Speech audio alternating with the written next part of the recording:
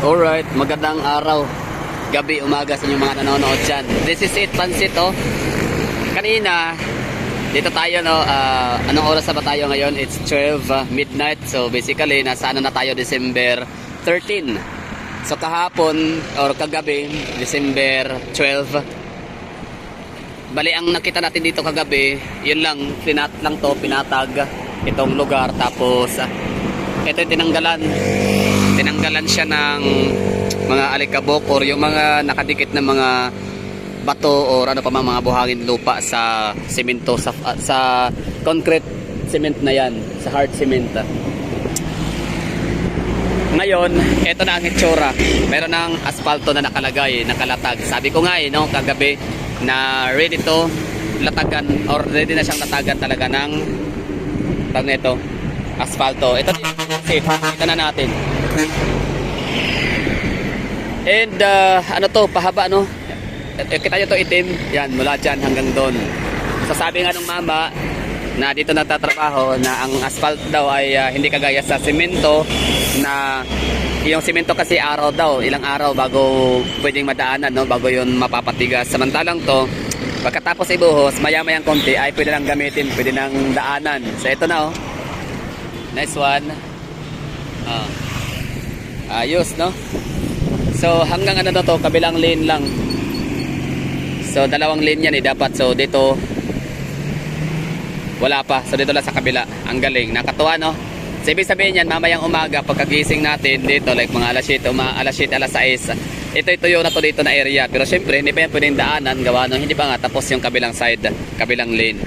So yan na mga taga Davao City, the wait is over, or the wait is almost over. Although yun naman talaga gawa nung malapit na December 15, yung pinaka waited moment days natin, no, or date, December 15. So today ano na siya, December 13. So 14, 15 no. So 2 days to go na lang, inauguration ribbon cutting na sa itong intersection na to dito, or itong exit area ng Rojas Avenue. Rojas segment ay passable na talaga siya, sadya. Very good, no? So congratulations sa ating mga taga Davao City. At the end of the day, tayo yung nagwawagi. Ibig ko sabihin doon papasok yung sinasabi ni Tatay Digong na di baling hindi, kahit kanino man yan i-credit, ang mahalaga para sa kanya is napapakinabangan ng madlang people, no? So ito na yon, hard-earned tax money natin, taxpayers money, pinaghirapan natin yan, no? Yung mga pera natin pinambili sa mga pang-purchase, sa mga lahat ng mga items, no, necessities na mayroong nakapatong na VAT or value added tax. So ito na nagbunga na sa mga empleyado naman, sa mga working class, no, mga teachers, police, o ano pa, basta mga empleyado na nagbabayad directly, no, ng taxes, binabawasan ng mga sahod nila. So ito na yun, kahit paano. Yun nga lang, nakalungkot na sa Davao City lang talaga natin masyado, sa Davao City lang talaga mostly or most likely mai-enjoy ng mga tao, ng mga Pilipino, ang hard-earned taxpayers money. Kasi sa ibang mga lugar, imbis na pampagawa ng flood control projects, pampagawa ng tulay, pampagawa ng mga ripraps, culvert, o ano pa ba tawag dyan sa mga proyektong pampa-control, no, ng mga baha. So yun, binulsa. Samantala dito sa Davao City, nakakatuwa kasi flood control projects, creek, canal, road widening, kalsada, linear park, gayan yan. Oh. So talagang napapakinabangan namin mga taga Davao. So yun yung forever thankful kami mga taga Davao City talaga sa mga Duterte, dahil dito sila sa Davao City pinanganak, dito sila nagpasyang manirahan, no. So maraming salamat dun kay Vicente Duterte, yung pinakatatay ni Tatay Digong. And yun, dahil dito niya piniling pumunta sa Davao City manirahan, sinama ang kanyang anak na yan nga si FPRRD. At ngayon nagkaanak pa si FPRRD na si Sara Duterte, Pulong and Baste Duterte. At meron pang isang Kitty Duterte. Hindi pa yan sumabak sa politika, pero andito na si Rigo Duterte and Omar Duterte. So ang galing naman Duterte talaga, we can never go wrong with the Dutertes talaga, grabe. Oh, ito na, madadaanan na natin to dito. So the most awaited moment ho natin na mabuksan itong exit and entrance area dito sa may Rojas segment is ayan, sobrang lapit na talaga.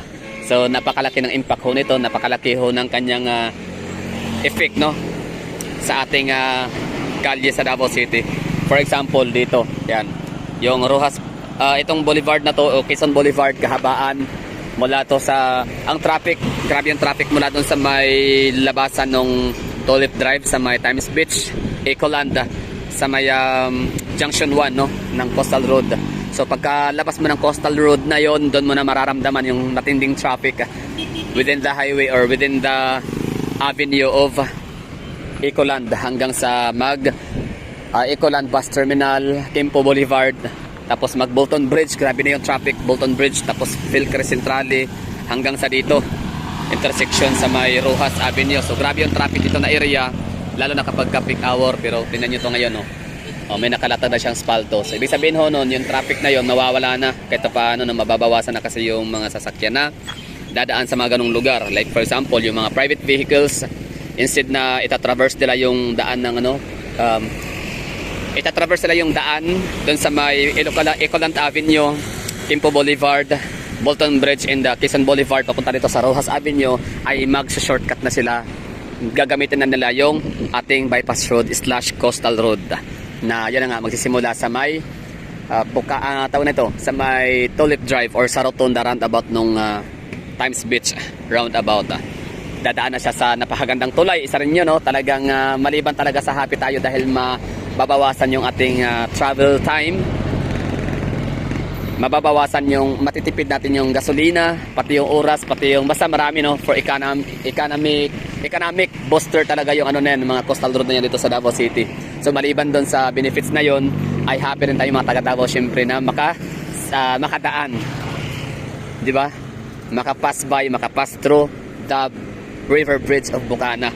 Napaka-iconic pa naman nun, and world class of course. Bakit siya naging world class? Kasi China pa naman ang may gawa, diba? Pag sinabing tulay, automatic China.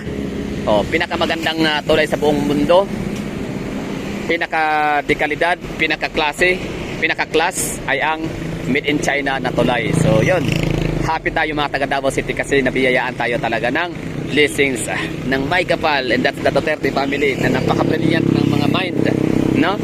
Brilliant mind, pure heart, merong malasakit sa taong bayan, mapagmahal sa ating mga mamamayan. Kaya ito na, aspalto na. So bukas, no, sana paamin mamaya siguro, di ko alam kung ongoing silang nagtatrabaho like 24/7, I'm not really sure, pero possible, baka early as possible, no, mamaya umaga maglatag sila ulit ng aspalto dito para talagang titigas na to at madadaanan na siguro by hapon ng 13, or pwedeng bukas kahit matigas na siya, tuyo na, very good na, pwede siyang madaanan, pero hindi pa rin siya pwedeng hindi pa pwedeng padaanan pa rin ng mga sasakyan kasi hindi pa naman siya official open ang kalye na to dito, itong exit and entrance dito sa may Rojas segment, sa may junction to, di ba? So kailangan sabay-sabay siya na pagka buksan na yung tulay sa may Bukana, kasabay din dito. Yan yun, no? So okay na, kumbaga ako'y natuwa lang, sobrang ako'y napadaan lang naman kasi ngayon dapat dito, pero nakita ko na may itim na something, no? Parang may something na nilagay dito. Yun na nga, asphalto na siya. That's the itim portion. Hanggang doon yan, no? Sa pinakadulo. Yan. Pero kabilang lane pa lang, ha? Hindi pa siya 2 lanes ang nalagyan ng asphalto. So that would be all. Thank you for watching. Happy yarn, syempre happy.